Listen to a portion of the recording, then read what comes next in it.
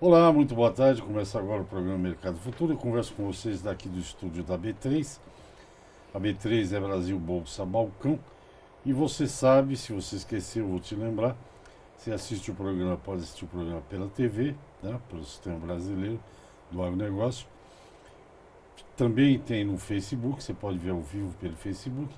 E na semana seguinte à entrevista ao vivo, você pode ir na página do programa, que se chama Programa Mercado Futuro, no YouTube. Tá lá o programa, ele fica lá, você pode ver, rever, ver a hora que quiser, fica lá, vai ficar lá até quando o YouTube quiser, não é? Porque eu não mando no YouTube, só tenho um canal no YouTube. Bem, o assunto de hoje não poderia ser mais factual, como falamos nós, os jornalistas. São essas, as bolsas do mundo todo, no Brasil, na Europa, na Ásia, nas últimas semanas, se não me engano, tem tido recordes, tem subido muito nos Estados Unidos. Dow Jones, a BMF, acho que ontem ou hoje, atingiu um novo recorde, quase 82 mil pontos de Ibovespa. Esse e outros assuntos, vamos falar de criptomoeda e tal, serão o tema do programa de hoje. As bolsas estão subindo, tem que ter algum motivo. Eu não sei qual é o motivo, porque não é só no Brasil, é no mundo todo. Mas a Daniela Casabona, assessora financeira da FB Wealth, é isso mesmo? Acho que ela tem alguma explicação. Vamos ver se tem. Se ela não tiver, eu arrumo alguma aqui para nós. Boa tarde, muito obrigado. Boa tarde, tudo bem? Obrigado pela atenção. Tem alguma explicação? Porque o aumento nos índices é geral, né? Sim, os aumentos são favoráveis para o mundo todo. Tá? O mundo está mais aquecido, o mercado global está mais aquecido, mas eu acho que se a gente for falar do mercado interno, a gente for falar de Brasil, a gente teve queda da taxa de juros, que ajudou a fomentar a economia e, consequentemente, a favorecer as empresas, né? As ações são pequenas parcelas são pedaços de empresas, né? Então, assim, você é um pequeno sócio de uma empresa determinada quando você compra uma ação. Então, essas empresas estão crescendo, estão tendo, né, estão participando de um mercado favorável. O Brasil está se movimentando melhor, está tendo uma recuperação. Ainda é um pouco pequena, né? Se você for comparar a bolsa do exterior versus a nossa, a gente ainda está muito atrás. Mas tem um espaço muito grande para crescer e eu acho que a gente está conseguindo se recuperar aos poucos dessa crise que a gente passou aí recentemente. E isso é que faz os players aí sentirem mais otimistas. Sim. Pô, num momento como esse, eu, por exemplo, estou aqui há 15 anos aqui na Bolsa, eu vi o índice Bovespa 16 mil pontos. Até agora me bato porque eu não comprei a 16 mil pontos. Hoje está 81. E para você isso parece... No Brasil, eu concordo, melhorou, taxa de juros caiu, inflação caiu, dá uma... Né, inspirada, né? Dá uma melhor. Sim. Mas esse ano nós temos eleição, nós temos Copa do Mundo, nós não sabemos ainda se vai ter a reforma da Previdência ou não. Isso pode provocar uma reversão? Isso pode sim impactar na bolsa e até um momento que a gente fala, tem um momento de euforia na bolsa, agora todo mundo falando, a bolsa está valorizando, é o ativo do momento, é o investimento do momento, precisa ter cautela, até porque a bolsa é sim volátil, a gente tem diversas influências que podem tanto valorizar quanto desvalorizar a bolsa. A sua receita para investir em ações é a tradicional? Um dinheiro que você não vai precisar de um longo prazo? Sim, a bolsa sempre é um investimento para você pensar mais para longo prazo do que para curto prazo. Essa parte de euforia que a gente costuma dizer, até para o brasileiro em geral, que não tem muito conhecimento ainda como o mercado funciona, é importante ficar bem atento e com bastante cautela, porque às vezes você fala assim, agora está batendo todos os recordes, eu vou entrar na bolsa. Tem que tomar bastante cuidado, tem que pensar para longo prazo e tem que diversificar. Tem que ser um dinheiro que você vai precisar só para um longo prazo, que vai ser uma coisa mais para sua aposentadoria, para sua previdência. Aí sim tem um resultado de sucesso. Médio prazo você deve... A gente costuma dizer que algumas ações, né, pontuais são para médio prazo. Então, algumas ações a gente consegue aproveitar, tem small caps, que também são ações que são para curto, médio prazo, mas essas ações têm que estar num portfólio diversificado, porque o sucesso do investimento hoje é a diversificação. Mesmo com a renda fixa, mesmo com a renda variável, o sucesso do investimento é a diversificação.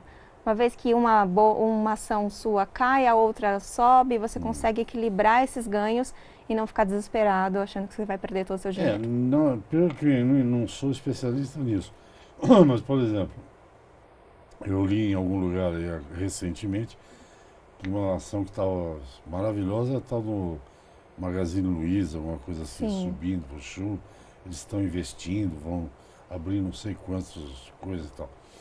O investidor tem que estudar quando ele vai entrar em ação, porque ele pode comprar um pouco disso, é varejo que chama. Isso. Mas, por exemplo, você pode comprar BR Foods, que é alimento, você pode comprar um pouquinho de banco. É isso que você fala de A gente como assessor fazer uma cesta, assim. Isso, a gente como assessor financeiro, a gente até não incentiva muito o nosso cliente a investir direto ele na bolsa. Por que ele vai investir na bolsa? Ele pode consultar ou contratar, né, que a gente chama um gestor. Então a gente recomenda alguns fundos de ações, alguns fundos multimercados que também vão mexer com ações, para que o investidor fique um pouco mais seguro e consiga aproveitar essa oportunidade, rentabilizar seu dinheiro, mas de forma mais segura e mais sábia. Então, às vezes a pessoa fala, eu ouvi dizer que aquela ação do Magazine Luiza está indo bem. Mas e se ele comprar agora? Agora já está caro. Tem chance para subir mais? Tem chance para subir mais, mas pode cair. Pode cair também. Então, assim, a gente não indica que o nosso investidor faça isso por si só, assim, por conta própria. Até porque hoje existem todos os fundamentos, como a gente fala, a ação ela é baseada numa empresa. Então a gente precisa ver se a empresa está bem, se a empresa está investindo, se a empresa qual é a perspectiva, qual a dívida, né? Então tem todos esses fatores que vão ajudar a você investir ou não investir em uma determinada ação. A última linha do balanço, aquelas coisas. Exatamente. Qual é a sua opinião? Eu estou encucado com isso porque eu já pensei várias vezes em olhar ali. Isso acho que você faz direto. Não sei se faz direto ou precisa de corretor. O que você acha do Tesouro Direto? O Tesouro Direto, ele é um bom investimento de renda fixa, ele é mais seguro, né? Existem até pessoas que fazem o trade de Tesouro Direto, mas para um investidor normal, que não vai ter tempo de ficar acompanhando essas taxas, a gente recomenda sim investir. Hoje tem diversas opções, tem baseado no IPCA, tem baseado no CDI, na Selic. Então, vale a pena você ter um pouquinho no seu portfólio, sim. Sim. Gente, eu converso aqui, coisa importante, falar de dinheiro, cara, coisa melhor no mundo. Melhor do que falar de dinheiro é ter muito dinheiro. Porque o que eu digo para eles aqui sempre é isso, né? A respeito de inflação. Olha, inflação prejudica quem vive de salário, cara. Quem tem muito dinheiro, se a inflação é 2 ou 25, tanto faz. Acho que uma coisa que é importante a gente pensar é que hoje o brasileiro tem pouco hábito de entender isso, o que é a inflação, né? Você pode explicar depois do intervalo? Posso. Eu estou no intervalo. Eu converso com a assessora financeira da FB Wealth, Daniela Casabona. Não preciso dizer a origem dela, né? Casabona, tutti italiana e tutti oriundi. Vamos ao intervalo, eu volto já. Ok, estou de volta ao programa Mercado Futuro. Eu converso aqui do estúdio da B3. Minha entrevistada é Daniela Casabona e está falando de investimento. Ela é assessora financeira da FB Wealth. Tem que botar a linguinha para fora, porque em inglês tem que botar a linguinha para fora. Antes do intervalo, a Daniela ia explicar o negócio da inflação, então vou deixar ela terminar. Vamos lá. A gente fala muito em inflação baixou, e muitos dos consumidores vivem me perguntando, Daniela, mas eu não sinto essa inflação que baixou toda, eu continuo gastando mais, eu continuo Eu também. tendo mais custos, a escola do meu filho aumentou um absurdo, não sei o que fazer. Então é muito importante, quando a gente faz essa assessoria, esse planejamento do nosso cliente, entender essa inflação. A inflação do governo, ela não necessariamente reflete a sua inflação pessoal. Então, por exemplo, o governo não está entendendo que a escola do seu filho vai aumentar 18% a cada ano. 18% é um número bastante relevante. Então, a gente costuma fazer os investimentos dos nossos clientes e entender qual a necessidade acima da inflação pessoal, personalizada de cada cliente, de cada investidor. Por isso que muitas vezes quando a pessoa fala para mim, essa inflação baixou, mas não está refletindo no meu custo de vida. Não está. Porque a inflação são níveis de gastos que vão aumentando ao longo dos anos. Só que elas são baseadas em bens de consumo que não necessariamente seja o seu. Estou falando dessa do governo. Por exemplo, a inflação do governo não mede viagem, não mede passagem aérea, não mede escola. Então é muito difícil você conseguir calcular a mesma inflação do governo com a sua inflação pessoal. Então é muito importante as pessoas ficarem atentas que a inflação do governo é um bom benchmark, é bom você saber que está baixando, que eles estão conseguindo controlar, porque tem alimentos, tem algumas coisas que você usa no seu dia a dia. Mas a sua inflação pessoal, ela vai além da inflação do governo. É extremamente curioso, são idiosincrasias brasileiras, né? Por exemplo, a inflação foi 2 ponto qualquer coisa, mas o próprio governo autoriza as empresas de saúde a aumentar 14 pontos não sei o quê. É contraditório. É contraditório, exatamente. Esses 14 que é a inflação Que é pessoal. a sua inflação pessoal, que é o que você vive no dia a dia, que é o que você tem que pagar, que são as suas contas que vão aumentar. Então, assim, a inflação do governo, ela reflete um pouco do seu cotidiano, mas não necessariamente tudo. Então, assim, escola, plano de saúde, todas essas coisas não estão sendo computadas ali de uma forma muito correta. Então, a gente prefere olhar personalizadamente, olhando para cada consumidor, para cada investidor, falando, olha, a sua inflação pessoal foi de tanto este ano. E às vezes as pessoas se assustam, falam, meu dinheiro rentabilizou, nossa, foi um ótimo ano da bolsa, um ótimo ano do mercado financeiro, meu dinheiro rentabilizou 22%. Aí você vê a inflação da pessoa foi de 23%. Então, eu preciso dos 80. Então, na verdade, ela perdeu dinheiro. Então, é muito importante a gente fazer essa conta e é uma coisa que praticamente ninguém faz junto com o investidor. Esse é um diferencial legal. Sim. Se for uma pessoa consumista, por exemplo, e ali na Castelo tem um shopping, não sei como é que chama, grande. Um outlet? Sim. Tem Hermès, tem Hugo Boss, estou falando as marcas que eu gosto. Hermès, Hugo Boss, Armani. Se for lá uma vez por ano, a inflação já aumentou mais. Vamos simular uma coisa, é uma assessoria financeira que você não vai cobrar, você vai trabalhar um pouco de graça. Todo mundo tem que fazer um pouco de trabalho solidário. Sim. Mas o Kleber, está ali, o nosso grande homem Kleber, ganhou hoje 3 milhões de reais em dinheiro. E ele quer investir. O que você sugeriria para o Kleber? Eu quero saber que tipo de coisa. Sim, é complicado. Ele é jovem, não é doente, ele não vai precisar desse dinheiro em curto prazo, é só para frente. Então são os fatores. É complicado a gente dizer assim, né? A pessoa ganhou 3 milhões e pronto, faz aí o investimento dela. Para nós é muito importante conhecer o nosso cliente. Porque às vezes ele fala assim, olha, eu ganho tanto, gasto tanto. E ele gasta mais do que ele está ganhando já. Então a gente sabe que ele vai precisar comer um pouquinho desse dinheiro. Sim. Então ele não pode prender todo esse dinheiro para deixar tudo investido, por exemplo, numa renda variável, que ele conseguiria rentabilizar acima da inflação dele. Então a gente tem que fazer todo esse planejamento para entender quanto de dinheiro ele vai precisar nos próximos 3 anos. Ele vai conseguir acumular mais dinheiro além desses 3 milhões que ele já ganhou? Como ele faria isso? Eu acho que vai porque ele é mão fechada. Então, assim, a gente faz todo esse trabalho para depois montar uma carteira diversificada. Perdão.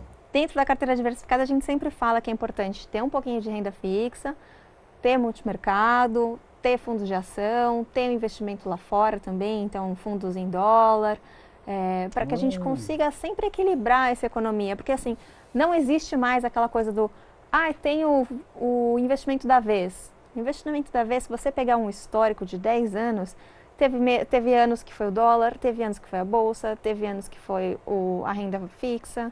A gente surfou numa onda de renda fixa muito boa recente, né, com a taxa de juros muito alta. Então, esse era um outro tema que eu quero discutir com você. Eu conheço algumas pessoas que são extremamente...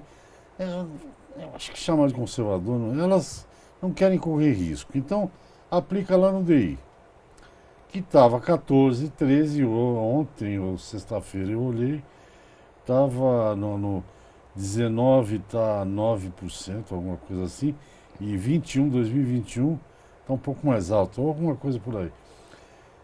O que essa pessoa vai ter que correr mais risco. Mas quais seriam as sugestões que sejam fundos?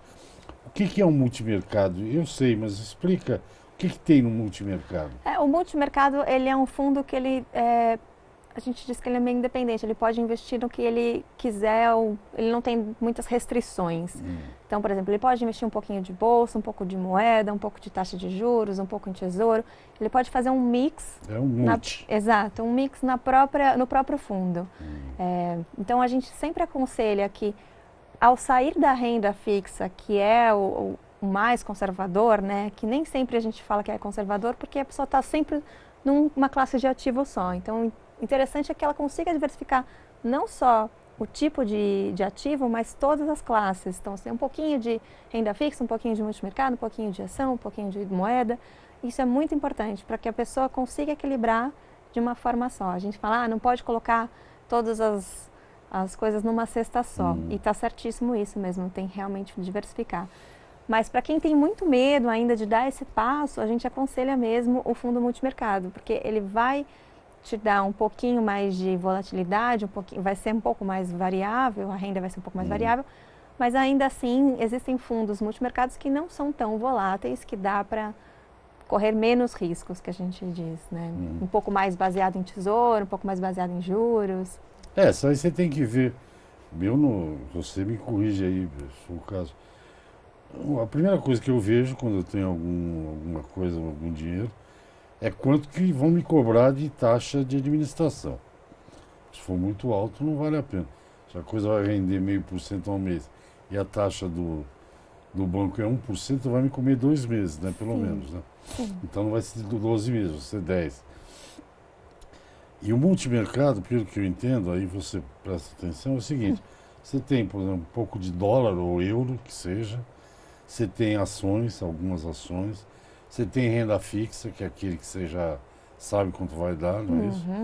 E aí por aí vai. Então, como sempre você vai perder algum dia, já vamos ao intervalo. Eu tenho uma amiga que herdou do pai uma quantia razoável em dólares, aplicado fora do Brasil. E acho que muita em ação. E eu brinco com ela fala assim, Rech, depende do ano. Um ano eu olho que lá estou rico, outro ano eu fiquei pobre. Porque a oscilação porque a oscilação é assim tem mesmo. que aprender a ter sangue frio. Tem que aprender a ter sangue frio, tem que aprender a olhar para o longo prazo. Não tem essa coisa da moda, olha, vou ficar rico em um mês. Se fosse Bitcoin, assim, né? Pode ser o tema do próximo Se fosse assim, todo mundo ficava rico, né? Claro. Imagina. Acabava os pobres. Mas tem que olhar assim para o longo prazo e tem que ser um pouco mais responsável com essa questão de investimentos. Tá bom, converso com Daniela Casabona, ela é assessora financeira FB Wealth. Agora estou de sacanagem. Vamos ao intervalo e eu volto já já. Ok, estamos de volta ao programa Mercado Futuro. Eu converso com a Daniela Casabona. E eu estava perguntando da família dela, italiana, eu vou perguntar no ar agora. Tem um município, uma cidade? Município de Casabona. Onde fica? Norte, sul, leste, mais para o sul da Itália. Indo para o sul. Olha, vai ver até que você é uma condessa Casabona. Acho que não. Eu tenho um amigo aqui, como é que é? Locatelli. Como é que é o nome dele? Ele é conde. Italiano também. Olha que legal. Mas ele é conde mesmo. Bom, nós estamos falando ela está falando de investimentos e de aplicações. Vocês que têm dinheiro aí, já viram que esse negócio de DI tem que mudar agora, senão teu rendimento vai cair muito. Né? Sim. A taxa de juros está em queda, então você tem que procurar melhorar o rendimento. Até se esse dinheiro é para pagar plano de saúde, ou o que seja. O Kleber, com os 3 milhões dele, não sei o que ele vai investir. Eu acho que eu vou sugerir que ele invista na Nicoleta, que é o nome que eu estou dando para o Bitcoin da Venezuela, que o Nicolás Maduro quer fazer. Mas vamos falar um pouco de criptomoeda. É uma boa opção criptomoeda? Olha, eu sou um pouco pessimista em relação a Você é Bitcoin. economista? Eu não, eu sou assessora financeira, mas eu sou um pouco pessimista em relação a essas criptomoedas, né? Hum, Primeiro porque aonde está custodiado? Fica onde? Numa nuvem? Como é que eu, né, posso pedir esse dinheiro de volta se acontecer alguma coisa? Hoje a gente sabe que na bolsa tem até um hedge, né? Se acontecer alguma coisa, eles devolvem uma parcela, enfim. A criptomoeda é tudo muito novo. Eu acho que vai ser sim uma tendência, mas acho que ainda falta muita organização. É, Desde que surgiu o Bitcoin, surgiram já diversas outras moedas. Está gerando uma certa bolha, então já tem, né, já caiu bastante o Bitcoin. É um mercado super volátil, baseado em poucas coisas, não tem muitas teorias, né? Não é baseado, diferente de uma ação que é baseada numa empresa, numa perspectiva, num histórico. O Bitcoin já é, a criptomoeda em si é baseada, né, não tem uma base muito sólida. E também tem a questão de não ser uma coisa legal ainda, não é uma coisa legalizada, não tem, a gente não sabe a natureza econômica ou a jurídica disso. Eu sempre que alguém chega para mim e fala, Dani, eu quero investir em criptomoedas, quero investir em Bitcoin, eu falei, já estudou sobre isso? Já viu o que pode acontecer? Se você quer fazer uma coisa para jogar no bingo, pode ir lá, pega o seu dinheiro que você não vai ter problema. A gente escuta aí, uma pessoa ficou super milionária depois que comprou Bitcoin e cresceu. Realmente cresceu. Mas assim, até então a gente não. É muito nebuloso ainda. É um mercado muito nebuloso, muito sem regras e complicado de se administrar. Você me falou um negócio aí que no Brasil estão operando, poxa, com isso, né? É um negócio que exige muito conhecimento. Tem um negócio chamado blockchain, você ouviu Sim. falar, né? Diz que de 10 em 10 minutos muda a senha. Aí você tem que ter uma baita estrutura de computação para descobrir aquela senha, para poder comprar, aquela é a base, para poder Exatamente. comprar o Bitcoin. Você sabe que a CVM, inclusive, Ela proibiu proibiu os fundos, fundos em operar fundos Bitcoin, do Estado, criptomoedas. acho, né? Não Sim. os particulares É. individuais. É, eu acho que Kleber Bitcoin é uma boa. De um modo geral, essa taxa de juros que nós temos no Brasil, se as coisas caminharem como estão, ela deve se manter relativamente baixa durante o ano Acredito que todo. ela vai ficar um momento aí, um período estável, mas a gente Agora, depende muito dessas surpresas, né? Políticas e políticas, econômicas. Eu acho que o econômico ainda está um pouco mais afastado agora do político. A gente está conseguindo segurar mediante essas notícias bombásticas que a gente tem visto, né? Eu acho que a economia até que se segurou muito bem. Teve aí suas quedas e booms, né? Mas eu acho que a gente já entendeu que o Brasil está funcionando dessa forma e que a gente vai viver um período assim para até essas coisas se ajustarem. eu li esta semana que tem gente, economistas, acreditando que tem uma nova crise financeira vindo por aí, no mundo. Hoje, evidentemente que não, está tudo em alta. E eles dão uns exemplos que vocês devem saber isso melhor do que eu. Que normalmente acontece uma crise de 6 em 6 anos ou de 8 anos. E que já faz. Você está no teu radar alguma coisa Sim, por aí? inclusive essa eu acho que é a magia do planejamento financeiro da assessoria. Porque a gente sabe que crise vai existir. E que são vários ciclos, né, que a gente tem. Então, se você parar para pensar ao longo desses anos, a gente teve diversos ciclos de alta, de baixa, de alta, de baixa. E a gente está agora surfando nessa alta. Mas em algum momento vai ter outra crise que vai, sim. Então, assim, o importante é sempre conseguir aproveitar. Então, as pessoas falam, mas agora que está em crise, o que eu faço? Agora é que você tem que comprar. Então, imagina se você estivesse com aquela bolsa lá dos 16 na crise Eu e, estava rico, e né? subisse hoje. Então, assim, é, quanto mais você consegue se planejar, quanto mais você diversifica a sua carteira, menos susto você toma nesses momentos. Porque vai existir, são ciclos econômicos, ciclos políticos, todos eles fazem com que a crise esteja lá. Então a gente sempre fala, a crise, ela sempre vai existir. De alguma forma a gente sabe que vai existir, a gente não sabe exatamente o que vai ser, mas sabe que vai existir. Então, por exemplo, tem grandes chances de ser uma crise de bolha de criptomoedas. Porque agora está surgindo, está alta, a gente já está sentindo um pouco essa movimentação. mas que vai ter, vai ter. Então, é importante você conseguir. Eu costumo dar um exemplo muito claro para os investidores. Quando teve a crise imobiliária, era o momento de comprar ou de vender? A crise... Imobiliária. Então, que os apartamentos... A hora de quem tem dinheiro comprar. Exatamente.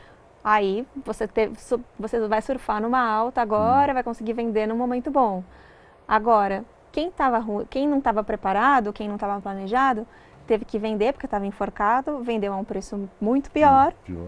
E é exatamente assim como funciona a ação. Então as pessoas falam assim, mas eu gosto de ficar de ter apartamentos porque é um ativo conservador, né? Uma renda é como uma renda fixa, é bem conservador.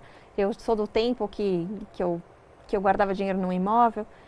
E a gente viu muitas pessoas quebrando sem ter dinheiro, tendo que vender o apartamento por um valor que não valia. Então, assim, é importante saber que crises vão existir. Se você tiver planejado, você vai conseguir caminhar dentro dessas crises de forma brilhante. Porque, assim, crises também são oportunidades. Sim, isso é verdade. Temos 1 minuto de programa, portanto, não temos nosso programa. Eu converso com Daniela Casabona, assessora financeira da FB Wealth, e estamos falando de investimento.